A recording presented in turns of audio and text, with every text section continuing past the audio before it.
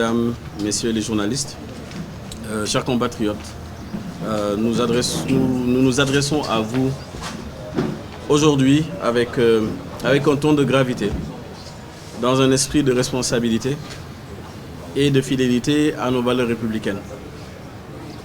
Ce vendredi 21 mars, la Commission des lois de l'Assemblée nationale a examiné la proposition de loi introduite par le député Amadou Ba, membre du parti PASTEF, visant à interpréter la loi portant amnistie adoptée en mars. Mais à la surprise générale, ce texte a été totalement réécrit par le porteur lui-même. Le texte initial, celui sur lequel le président de la République du Sénégal avait donné un avis favorable, conformément à l'article 60 du règlement intérieur, a été tout simplement remplacé. Nous avons basculé dans l'absurde. Une nouvelle proposition de loi, déguisée en amendement, qui change fondamentalement le contenu et les objectifs du texte d'origine. Ce tour de passe-passe révèle l'embarras d'un régime confronté à l'exigence populaire. C'est de l'abrogation totale de la loi portant amnistie. Mais au lieu de répondre à cette demande légitime, il tente de la contourner en empruntant le détour d'un texte maquillé, présenté sous l'étiquette trompeuse de loi interprétative. Et quand nous analysons ce texte, force est de constater qu'il s'agit davantage d'un habillage destiné à désorienter l'opinion que d'un acte législatif sincère. Dès la lecture du texte issu de l'amendement, deux constats s'imposent. L'exposé des motifs relève d'un enfumage juridique, tandis que le contenu même de la loi constitue une opération d'embobinage politique.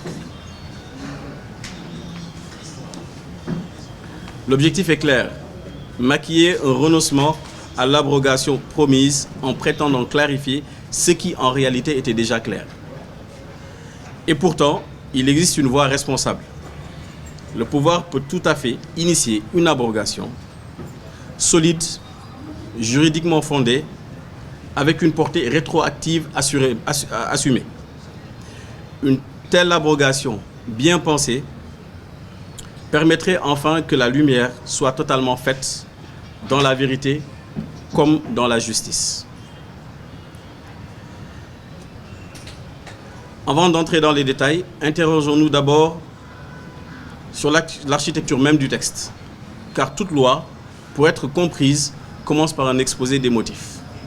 Or ici, cet exposé se révèle confus, verbeux, inutilement chargé de références étrangères, sans effet contraignant. Ici, des jurisprudences françaises et béninoises pour expliquer le contexte de loi interprétative. Mais qu'apportent ces références à notre ordre juridique national? Absolument rien. Pourquoi ne pas avoir évoqué les juridictions compétentes, comme la Cour de justice de la CEDEAO ou la Cour africaine des droits de l'homme? Le choix de ces références étrangères, sans autorité sur notre législation, trahit une volonté de détourner l'attention. Ce n'est plus une argumentation juridique, c'est une tentative de brouillage ou du tâtonnement. Mais la justification centrale avancée par le PASTEF mérite également que l'on s'arrête plus tôt. Ils prétendent que la loi portant amnistie serait ambiguë. C'est clairement inexact. L'article 1 de la loi portant amnistie, depuis sa rédaction initiale jusqu'à son adoption, a toujours été limpide. Il couvrait les faits susceptibles d'être qualifiés de crimes ou délits commis entre le 1er février 2021 et le 25 février 2024, en lieu avec des manifestations ou à motivation politique. Ce texte a été compris, appliqué et n'a jamais suscité de controverses sérieuses. Le ministre de la Justice à l'époque, elle-même l'a affirmé sans détour lors des débats parlementaires. Oui, tous les faits, y compris les crimes de sang, sont concernés. Donc je cite, oui, tous les faits, y compris les crimes de sang, sont concernés. Cet échange officiel suffit à lever toute prétendue ambiguïté. Mais paradoxalement, c'est au nom de cette fausse ambiguïté que le PASTEF propose aujourd'hui un texte qui, loin d'éclaircir la loi, vient la compliquer. Selon leur nouvelle formulation, les faits amnistiés seraient ceux liés à l'exercice d'une liberté publique ou d'un droit démocratique. Et seraient exclus ceux sans lien avec exercice, mais s'ils sont survenus lors de manifestations. Mais quelle lecture donner à cela? Comment l'interpréter sans tomber dans l'arbitraire? C'est surtout ça la question qu'il faut se poser aujourd'hui. Ce texte censé clarifier introduit en réalité de l'ambiguïté là où il n'y en avait pas. Et surtout, il consacre un déséquilibre profond. Les militants seront protégés, tandis que d'autres seront exposés. Voilà à quoi conduit cette justice à géométrie variable. Pour justifier cette manœuvre, les responsables de cette situation s'accrochent à une querelle purement sémantique. Ils affirment que l'abrogation ne peut pas produire d'effet rétroactif. Là encore, nous devons rétablir la vérité. En droit constitutionnel, une loi peut être abrogée, peut en abroger une autre. Et l'abrogation peut produire des effets rétroactifs si le législateur le décide expressément. J'insiste sur cette partie. Je le répète, si le législateur le décide expressément, c'est parfaitement admis dans notre tradition juridique. Dans le cas d'une loi portant amnistie, qui produit ses effets de façon ponctuelle, sur une période définie, une abrogation bien construite, claire dans sa formulation, peut parfaitement rétablir le droit commun pour toute la période concernée. Le régime a donc la possibilité, s'il le souhaite vraiment, de formuler une abrogation à la hauteur du moment historique, avec une marge juridique suffisante pour en garantir la portée rétroactive, afin que la lumière soit faite dans son entièreté. Et pendant que l'on discute des textes et des formulations, une question essentielle demeure: où sont les droits des victimes? On entend parler des amnistiés, de leur statut, de leur protection, mais les familles endeuillées, les blessés, les commerces ruinés, les citoyens traumatisés, eux, ont-ils disparu du radar de l'état de droit? Donc je répète, les familles endeuillées, les blessés, les commerçants et les commerces ruinés, les citoyens traumatisés, ont-ils, eux, disparu du radar de l'état de droit? Je vous pose la question aujourd'hui, est-ce que vous avez la réponse? Bien, bref, supposons que non. La jurisprudence de la CEDEAO, notamment l'arrêt Sidi Amar Ibrahim contre la République du Niger, est claire. L'amnistie pour des violations graves des droits humains constitue un déni du droit au recours. Ce rappel aurait dû figurer dans l'exposé des motifs. Il n'y est pas, car il dérange. Et c'est ici que réside le nœud de cette affaire. Ce n'est pas une loi d'amnistie, c'est une loi d'impunité. Le pouvoir cherche aujourd'hui à présenter certains actes de violence comme de simples expressions d'une liberté démocratique. Or, si la liberté de manifester est un droit fondamental, elle appelle aussi à la responsabilité de tous. Entre 2021 et 2024, beaucoup d'événements tragiques ont eu lieu dans un climat de tension, parfois en dehors des formes prévues par la loi. Les causes étaient réelles, la colère aussi. Mais cela ne saurait justifier qu'on efface tout, sans discernement, ni que l'on réclame aujourd'hui des réparations sans que justice ait été rendue.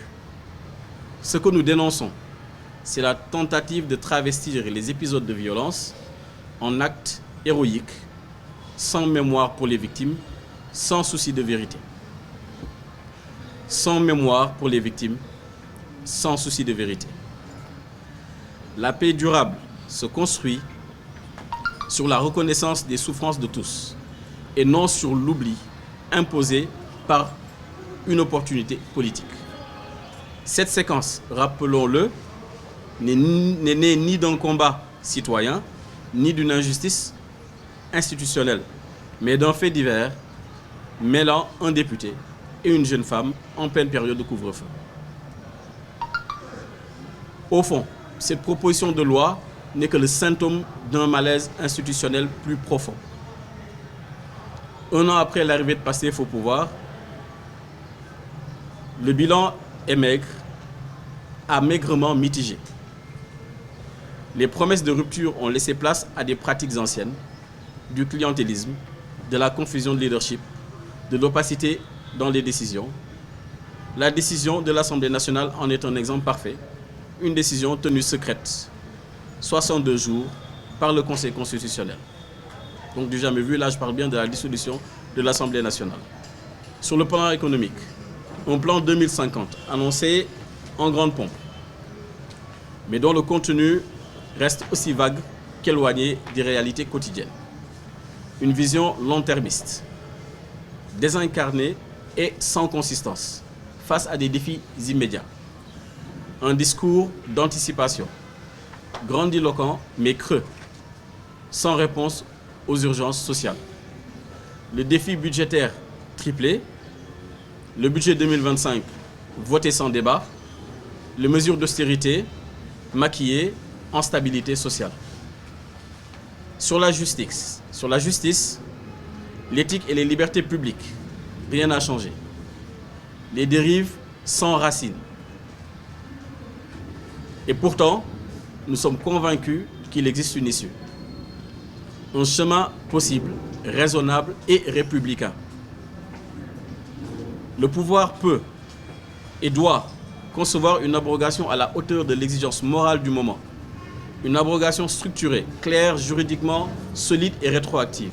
Une abrogation qui ne cherche pas à protéger des intérêts partisans, mais à restaurer la vérité, à rendre justice, à refermer une plaie nationale. Chers compatriotes, ce combat pour la vérité, pour la justice, pour l'éthique républicaine, nous ne l'abandonnerons pas, car il est celui du peuple, tout entier, pour sa dignité, sa mémoire, son avenir. La loi portant amnistie doit être abrogée.